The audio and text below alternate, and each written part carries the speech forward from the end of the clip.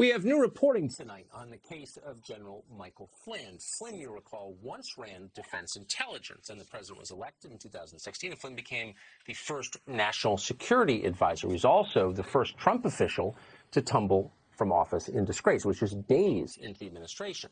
His crime was allegedly lying to FBI agents about a phone call with the Russian ambassador. The details seem irrelevant now. They were always irrelevant. But Flynn pled to a felony, mostly because the feds threatened to charge his son with unrelated crimes unless he did.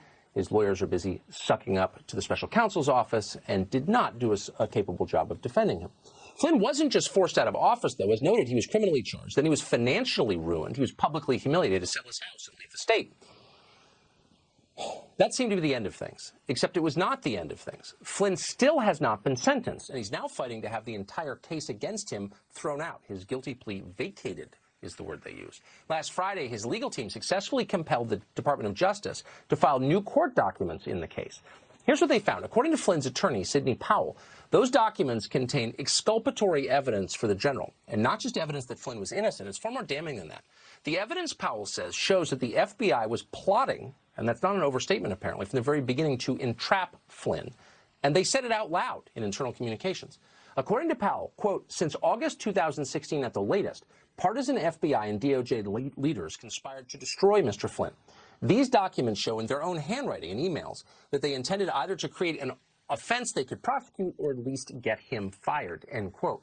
Now, there are about 5 pages of documents apparently in question. They are not classified. They're only held from public view because of a judge's order. We're hearing tonight that they could be released as soon as tomorrow, and we hope so. We'll find out then whether this is true. If it is true, that would be good news, of course, for General Flynn. But for the rest of us, it would mean that the FBI has been shockingly corrupt and politicized, and that behavior would almost certainly require criminal charges and an overhaul of the organization. Andy McCarthy is a former federal prosecutor, author of the book Ball of Collusion. He joins us tonight. Andy McCarthy, thanks so much for coming on.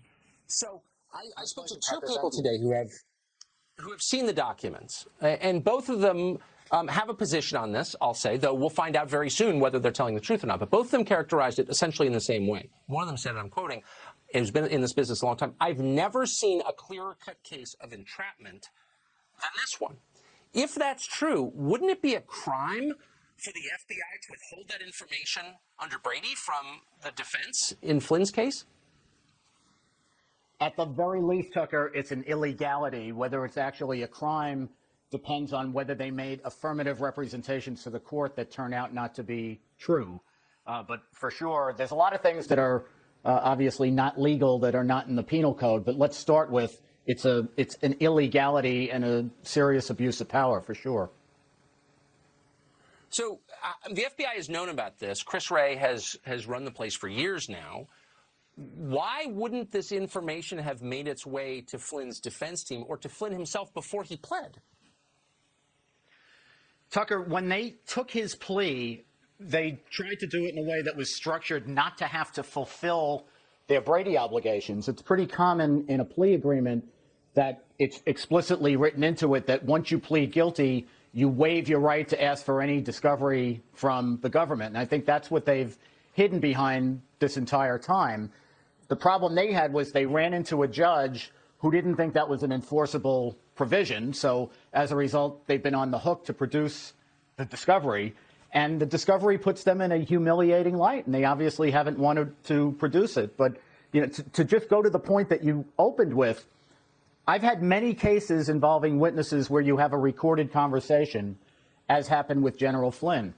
If you're not trying to entrap someone or you're not trying to bring them into a perjury trap, what you simply do, especially I would think if you were dealing with a 33-year heroic combat veteran, a commander of the United States, what you would do is you bring him in, you play the tape, and then you ask him, what did this mean? What did that mean? If you bring him in under circumstances where you have the tape and it doesn't need explanation, and you're asking him what was said, I can't conceive of any reason to do that other than to hope that he'll get it wrong, and then you have a basis to say that he made false statements. I just, you know, having done this a very long time, I can't wrap my brain around that. Well, if Peter Strzok, who, as we know, it has been proved, is an open partisan, is the one conducting the interview, doesn't that suggest that maybe there was a political motive here?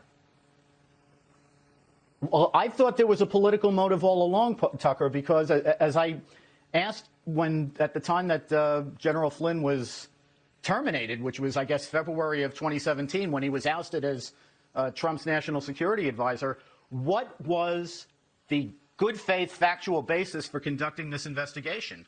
I don't see any evidence of a crime. I don't see any evidence of any reason to treat this guy as a criminal defendant. So this is pretty blatantly political to me from the start. It sure seems that way. Andy McCarthy, I hope you'll come back. We're about to find out a lot more about this story. Good to see you. Sure will, Tucker. Thank you.